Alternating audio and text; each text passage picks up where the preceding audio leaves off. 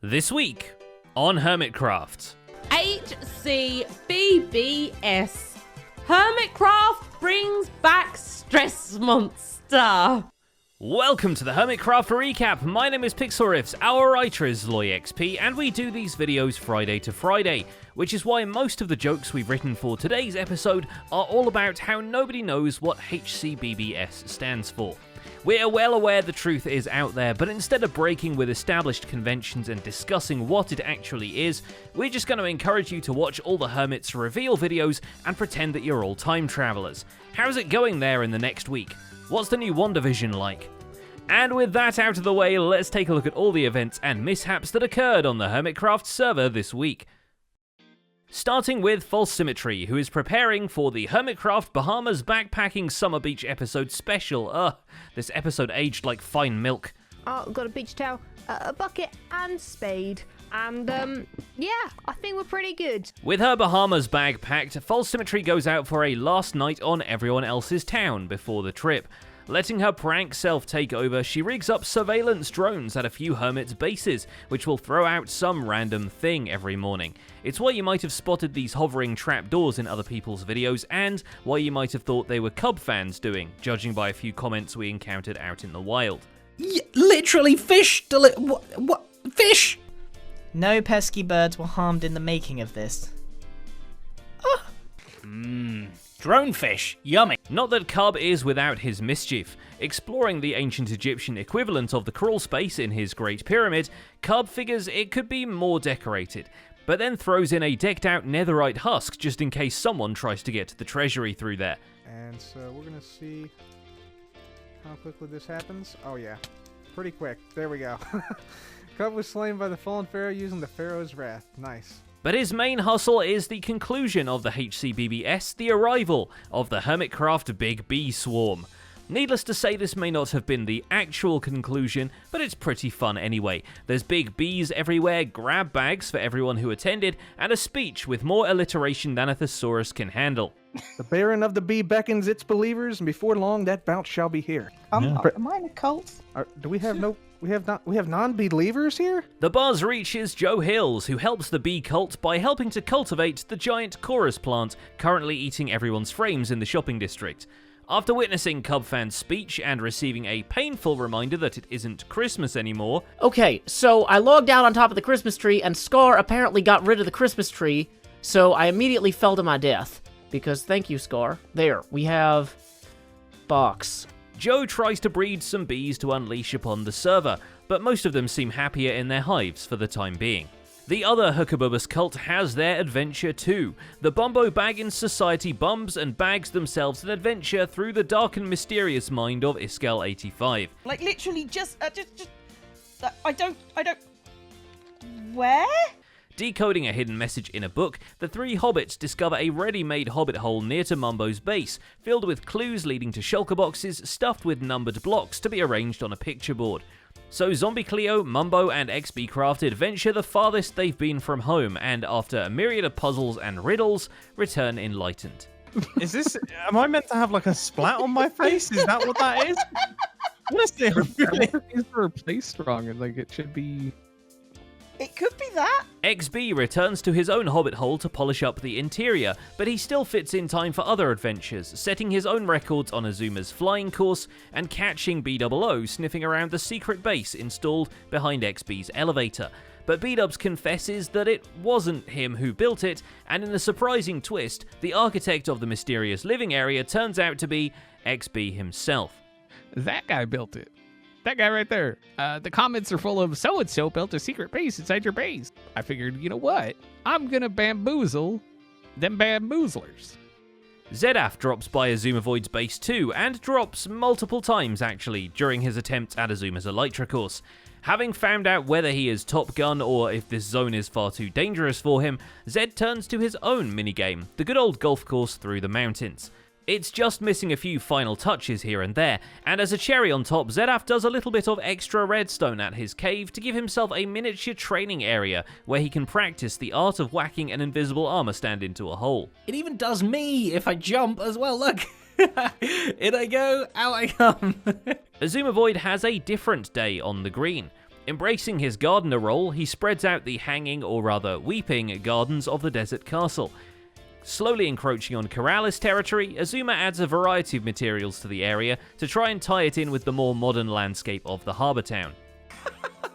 You got a little brick guardian here. I like that. It's a bit wide and a bit stout, and hey, I gave it a shot, right? And that thing turned out.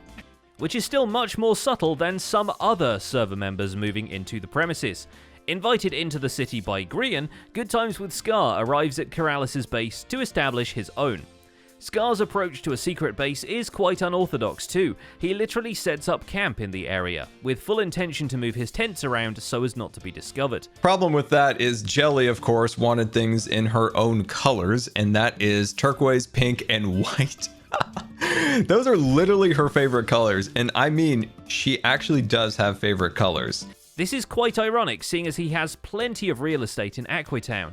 So much he even starts selling it. With these spots divided up into plots, you too can build your authentic Art Deco skyscraper. I mean, otherwise it's just sparkling tall house. With mayoral duties taken care of, Scar returns to the Nether drill base and tidies it up as well, adding infrastructure with pipes, trucks, and cords, lugging debris, fuels, and electricity. Not in that order. As for Grian himself, he too does a fair bit with the drilling, finally getting around to mirroring the front lawn, or lack thereof, to the other side of the Wonder Mansion. As for his secret base projects, thanks to Impulse, they take a turn so sharp, them and B-dubs have jumped several places up the killing charts. Hey, I knew yeah. You're wearing armor, B-dubs. Oh yeah, you got armor on. Oh, I got armor on. After the debut of their 3 Corallos circus act, Grian invites them to check out his diamond room and its convenient connection to the sewers. So over here, I've made the start of a sewer system. Impulse has other secret projects on his mind because with only a couple of lights left on the countdown, he and Iskall have to make good on their apocalypse plans. Inventing a bunker door that'll conceal them below the desert sands, Impulse stashes his diamond blocks there, and Iskall does the same. And given this weekend's big reveal, it might have been wise not to leave them lying around. As you can see, when it opens up, this sand just drops out, and then these stairs come out so we can get down into the bunker. And then the sand comes over and rehides the whole thing. Oh, this is a bit tricky to figure out. Iskall's upscale bonsai still needs some careful topiary, and unfortunately for him, his tree farm has been broken for a while, so before repairing it, he fashions a branch or two with the oak he's got left, pausing only to see if the hobbits have done the thing he set out for them. Tune in next week to see if he still needs an extra large set of shears. And they actually got it completely correct. That's quite impressive, I gotta say. Whoever's up the tree will be happy to hear that Rendog is back in action and has been running the Big Logs machinery in the hopes of getting back his foothold with the server economy. But he has plenty of other projects on his plate, with a galaxy's worth of things to do in the Valley of Tattoo Ren, and an invite to the Sewer Secret Society forming in Keralis' cityscape. Ren sets up a trophy room of sorts there, stashing all his prized player heads in display cases and artfully concealing the entrance. So, by the way, I've made sure to cover up the drop tunnels, so there are no clues up there, guys. Don't even bother. Stress Monster also returns to the server this week, and while she's heard there are shenanigans afoot with secret bases, she goes the XP and false symmetry route of building one in her own neighborhood. The jungle gets a Rapunzel-looking tower rising from the tangled undergrowth, topped with a meeting room intended to mislead the casual observer into not investigating too closely. And maybe if people fly over, they'll just see a lovely, big, beautiful tower and won't think anything else of it. Not that I'm saying that anything else is of it, of course. She might also want somewhere to stash her diamonds though, since the glass shop has been keeping a solid cash flow in her absence. These are the diamondage that I have made just from selling the glass, and it only cost me emeralds, and I've got a proper emerald income. And if that's a lucrative business plan, Doc M is on track to own the entire planet, if he was allowed to mine any of that diamond ore, that is. Luckily for an unsuspecting Doc, Mumbo has been hermit challenged to be a butler for one of his server mates, so he rocks up to the tunnel bore project and starts lighting up the dark areas like he's been doing it the whole time. I mean, I wonder if he needs help mining out the ores. Maybe I could help him mine the ores. It's like, you know, like some chicken following some breadcrumbs. I have a private pigeon now, a diamond pigeon. Doc soon realizes Mumbo will dutifully fortune all the diamond ore he's been digging out of the mine project, so he leaves a shiny blue breadcrumb trail back to Goat Mountain, and the two of them produce an enviable amount of riches.